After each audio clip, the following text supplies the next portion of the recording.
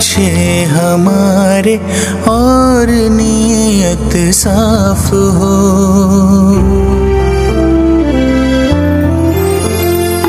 काम हो अच्छे हमारे और नीयत साफ हो। है वही इंसान जहाँ इंसानियत का वास हो।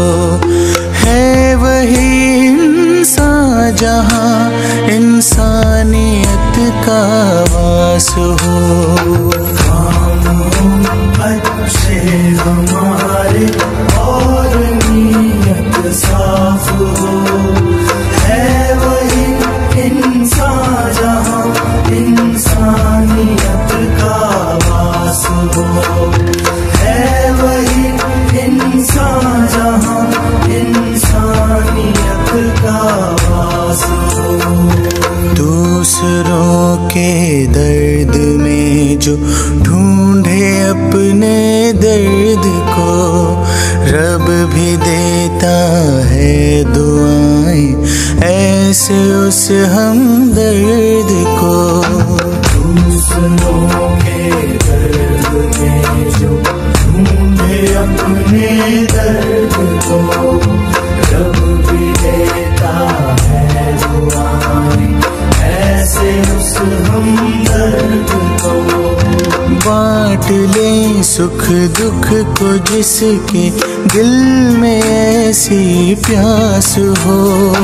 है वही इंसान जहाँ इंसानियत का वास हो। है वही इंसान जहाँ इंसानियत का वास हो। सामाजिक कार्यकर्ते गणेश पवार यांचा वाढदिवस विविध सामाजिक उपक्रम राबवून साजरा करण्यात आला। खासदार निलेश लंके यांचा आदर्श डोळ्यासमोर ठेवून गणेश पवार हे सामाजिक कार्य करत असतात। वाढदिवसाचं औचित्य साधून जनसेवक खासदार निलेश लंके यांची भव्य वही तुला हा कार्यक्रम ठेवण्यात आला होता। परंतु काही कारणास्तव खासदार निलेश लंके कार्यक्रमास येऊ शकले नाही। परंतु खासदार निलेश लंके यांच्या सौभाग्यवती जिल्हा परिषदेच्या माजी सदस्य राणीताई लंके यांनी कार्यक्रमाला उपस्थिती दर्शवली। त्यांची वही तुला यावेळी करण्यात आली। तसेच आपला वाढदिवस हा अतिशय साध्या पद्धतीने त्यांनी बालगृह प्रकल्पाच्या लहान मुलांसोबत साजरा केला। यावेळी मुलांचा सांस्कृतिक कार्यक्रम देखील ठेवण्यात आला होता। तसेच उपस्थितांसाठी स्नेहभोजनाचे आयोजन गणेश पवार मित्र परिवाराकडून करण्यात आले होते। कोणतेही राजकीय वलय नसताना फक्त समाजाचे आपण काहीतरी देणं लागतो या भावनेतून त्यांचे समाजकार्य हे 3-4 वर्षांपासून चालू आहे। विशेष म्हणजे त्यांच्या या वाढदिवसाला अभिनेत्री ऐश्वर्या कांबळे या उपस्थित होत्या। यावेळी मुलांच्या चेहऱ्यावरील आनंद ओसंडून वाहत होता। या प्रकरणी राणीताई लंके तसेच ऐश्वर्या कांबळे यांनी सामाजिक कार्यकर्ते गणेश पवार यांना पुढील वाटचालीसाठी शुभेच्छा दिल्या। बालगृह प्रकल्प या ठिकाणी आज वाढदिवस साजरा करायचं ठरवलं गणेश भाऊने। खरोखर एक मनाचा मोठेपणा या ठिकाणी दाखवला। कारण प्रत्येक जण वेगवेगळ्या आगळेवेगळ्या याच्यात वाढदिवस साजरा करतात, पण दुसरीकडे वाढदिवस साजरा न करता आपल्या ह्या छोट्या बालगोपाळ गरीब मुलांसाठी काहीतरी आपण एक देणं लागतो आणि त्या हेतूने आज या ठिकाणी गणेशने वाढदिवस करायचं ठरवलं। खरोखर त्याचं मी मनापासून आभार मानते। अतिशय छान असं या ठिकाणी वाढदिवसाचं नियोजन केलं आणि त्यांच्यासाठी भोजनाची सुद्धा व्यवस्था गणेश भाऊने केलेली। आणि पण त्याचं थोडंसं राहिलं का तो नाराज झालाय साहेब आले नाही म्हणून। साहेबांचं पायाचं ऑपरेशन झाले परवा, पण ते दिवसभर ऑपरेशन केल्यापासून घरी नाही जात। कारण दिवसभर कार्यक्रम करून करून त्यांचा आता पाय सुजलाय, त्यामुळे ते नगरमध्येच पण आराम करतात।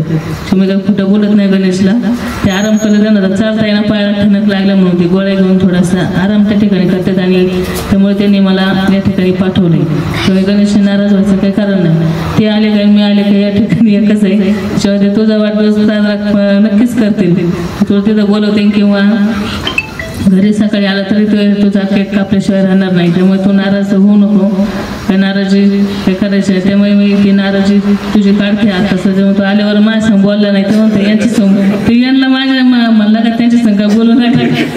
तर नेत्यांवरचा मी जास्त टाइम या ठिकाणी दिला आहे, त्याच्यामध्ये तेव्हा जास्त थांबले पण नसते साहेब या ठिकाणी। पण खरोखर ते साहेब या ठिकाणी येणं गरजेचं होतं, पण ते आजारी असल्यामुळे ते आले नाही। कारण त्यांनी साहेबांचा नवस सुद्धा या ठिकाणी केलंय वही तुला, कारण त्यांना वयाची साहेबांच्या वजनात ते वय वाटायच्या त्या। अतिशय छान असं वाढदिवसाचं आयोजन केलं आणि ह्या छोट्या बालगोपाळांचं कौतुक करावं तिथं थोडे, कारण त्यांच्या टाळ्यावरच या कार्यक्रमाला शोभा आली. प्रत्येक कार्यक्रमात त्या म्हणजे कोणी बोलल्यावर आणि त्या प्रत्येक गाणं चालू असताना त्या टाळ्या त्यांच्या आवाज येत होता, कारण मुलं थोडे पण टाळ्यांचा आवाज जास्त येत होता.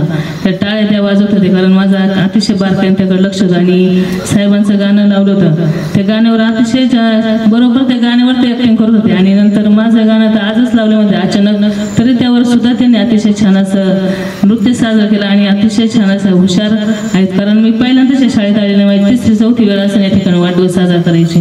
तर खरोखर अतिशय छान असं या मुलांवर संस्कार आहेत आणि खूप हुशार या ठिकाणी ते मुलं आहेत.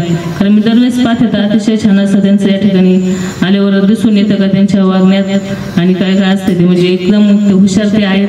तर खरोखर मी मनापासून शाळेचं मनापासून आभार मानतो, कारण त्यांना घडवणारे शिक्षक आणि शिक्षिका आणि भाऊ सुद्धा आहेत, कारण ते आमचे पाहुणेच येतं परवाडीचे.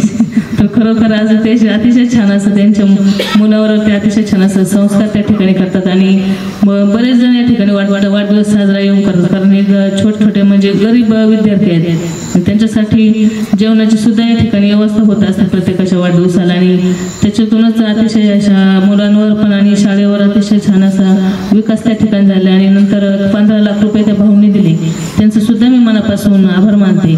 आणि नंतर त्यांच्या जागेचा प्रश्न आहे तो सुद्धा आपण साहेबांबरोबर बोलून तो सुद्धा मार्गी लावण्याचा त्या ठिकाणी आपण प्रयत्न करू. आणि असाच वाढदिवस प्रत्येक जण या शाळेत येऊन साजरा केला तर खरोखरच या विद्यार्थ्यांसाठी सुद्धा काहीतरी जेवणाचं त्याचं आणखीन, आणि आपण काही विकास मदत जर शाळेसाठी दिली तर आणखीन मुलांमध्ये विकास होईल आणि शाळेचा सुद्धा विकास होईल. तर एवढं बोलून माझे 2 शब्द संपते. पुन्हा एकदा गणेश भाऊला मी माझ्या वतीने तसेच उपस्थित सर्व माझ्या या विद्यार्थी बालमित्रांच्या वतीने आणि सर्व ग्रामस्थांच्या वतीने आणि खासदार निलेश लंके साहेब यांच्या वतीने मी गणेश भाऊला पुढील वाटचाली सदिच्छा शुभेच्छा देते. या ठिकाणी थांबते. त्याच्या सर्व इच्छा आकांक्षा मनातील पूर्ण रामकृष्ण हरी.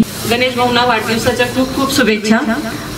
जे ते हा उपक्रम ते राबवत आहेत, आम्ही लास्ट टाइम दिवाळीच्या वेळेस पण जे फराळ वाटप होतं अनाथ आश्रममध्ये MIDC मध्ये, तिथे पण मी उपस्थिती होती माझी.